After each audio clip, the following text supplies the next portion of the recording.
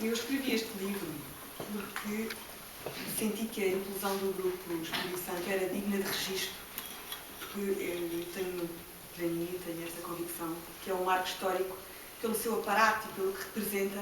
É o fim de uma era, de uma certa maneira, de dominar o país, a era dos conluios de poder, uma espécie de um certo traço de provincianismo na sociedade. Pelo trágico desenlace para muitas famílias, sem escolher a própria família Espírito Santo, pela forma surpreendente como se financiava o grupo ao longo dos anos sem quase ninguém se ter percebido.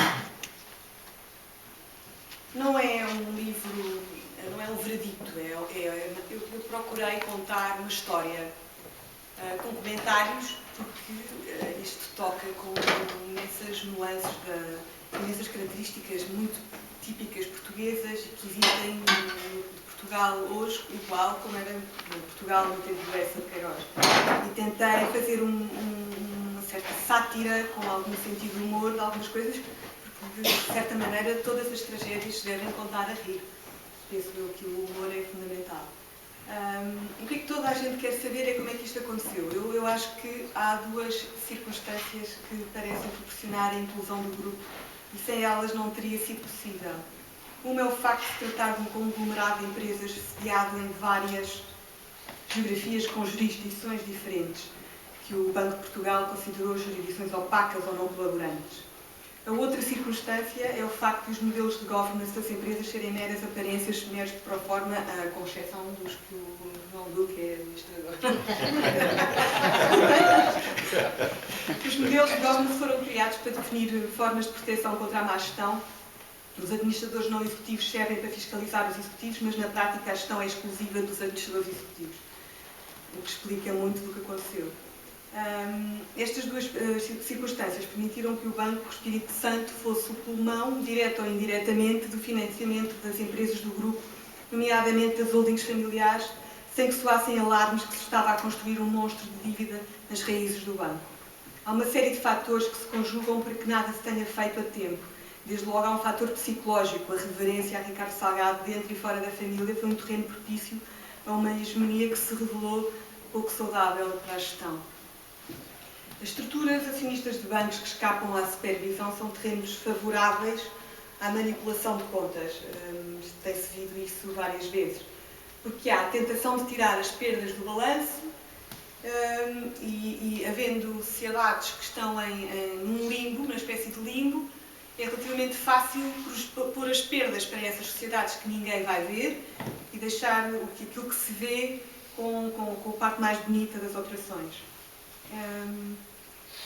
A reprodução também de gestores nas várias empresas familiares e dos bancos. Isto também é uma coisa que se devia refletir, porque é propício a conflitos de interesse.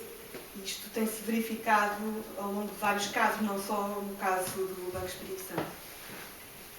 É muito mais fácil contar esta história em pouquíssimas palavras, porque fazer um artigo de jornal, contar uma história que começa com uma guerra de poder entre dois primos e depois acaba com a inclusão do grupo, pode-se contar de variedíssimas maneiras. Pode-se contar como uma coisa seca e peca, contando pormenores, sem pormenores, uma coisa linear, ou pode-se contar, ir buscando a natureza humana e procurar saber o que é que teve na origem destas, que motivações tiveram por trás de Ricardo Salgado e da gestão toda do Grupo Espírito Santo, o que é que levou são pequenas coisas, pequenas reverências, pequenas honras de família, coisas que só a família diziam respeito, que deram origem a esta situação que, quando se deu por ela, era impossível de controlar. Eu acho, por exemplo, que a guerra de poder, quando começa, não se tinha nem um bocadinho a noção de qual era a profundidade e a dimensão do problema da dívida de todo o Grupo Espírito Santo, incluindo o banco. Não é verdade que o banco só foi afetado em julho. A verdade é que desde que havia uma exposição obesa de 3 bilhões, que o banco estava numa situação de falência técnica iminente. Quer dizer, faltava só os angolanos dizerem que não pagavam aquela linha para que o banco já tivesse um problema de capitais. Como é que isto foi possível sem ninguém saber é um fenómeno que não se consegue explicar.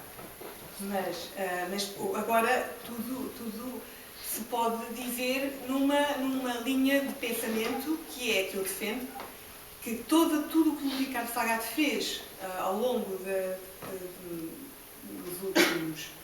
última década, pelo menos, seguramente, teve como um objetivo manter o grupo dentro da família.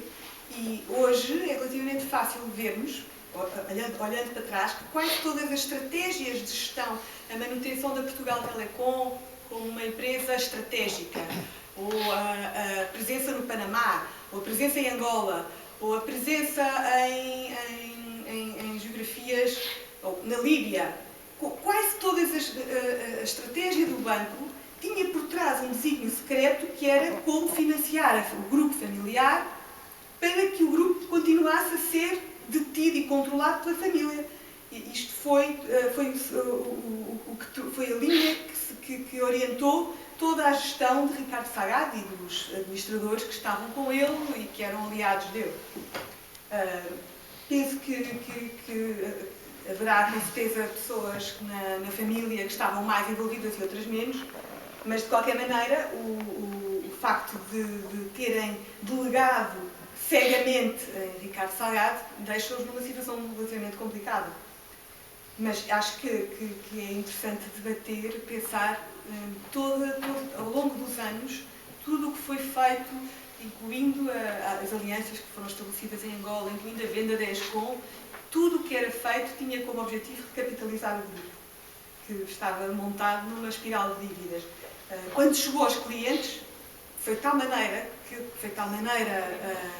a dimensão que às tantas, já não tendo nem sócios, nem parceiros, nem aliados, nem família com dinheiro para financiar, começaram a ir ao dinheiro dos clientes. E aí a coisa tornou-se bastante mais complicada e provocou uma tragédia em imensas famílias, que é preciso que se diga, que não tinham culpa nenhuma e deixa bastante mal toda a situação da fiscalização desta situação.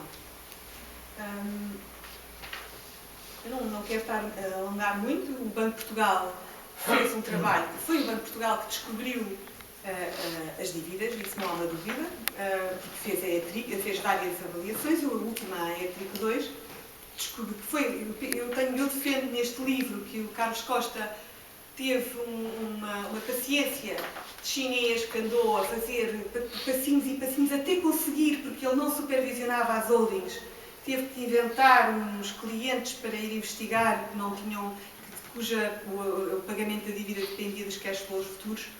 Então teve um percurso paciente para conseguir chegar finalmente ao coração do grupo. Isto acontece em dezembro de 2013. Antes disso, eu digo isso no livro, vão ver, já havia denúncias, Pedro Queiroz Pereira não foi o primeiro. Já há no Banco de Portugal denúncias com dossiês e com provas de outras pessoas, nomeadamente dos banqueiros, que, em nome da estabilidade do sistema, foram avisando, já se tinham apercebido várias vezes de que havia ali uma lógica de financiamento muito estranha dentro do grupo e foram avisando o Banco de Portugal. Eu penso que, a certa altura, formou-se na cúpula de gestão do país, no governo incluindo, uma preocupação que não foi confessada, mas que levou a algumas demarches, incluindo até a própria guerra de poder, de certa maneira, tem origem nessa preocupação governamental e que também foi provocada pelo governador, que foi o governador que alertou. Estou convencida que para a família isto é uma situação que não tem recuperação possível. Nesta geração, pelo menos, a família Espírito Santo ficou completamente dizimada em termos de credibilidade, de gestão. Nesse aspecto, para a família é um caso perdido. Eu tenho a minha ideia que foi uma situação pior do que aconteceu no 25 de Abril. Nunca mais se recuperarão desta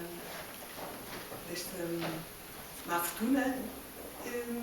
Não tenho, assim, no livro nenhuma orientação de como é que devem pensar ou não devem pensar. Eu penso que é mais interessante tentar pôr-nos no lugar das pessoas que sofreram isto e que estiveram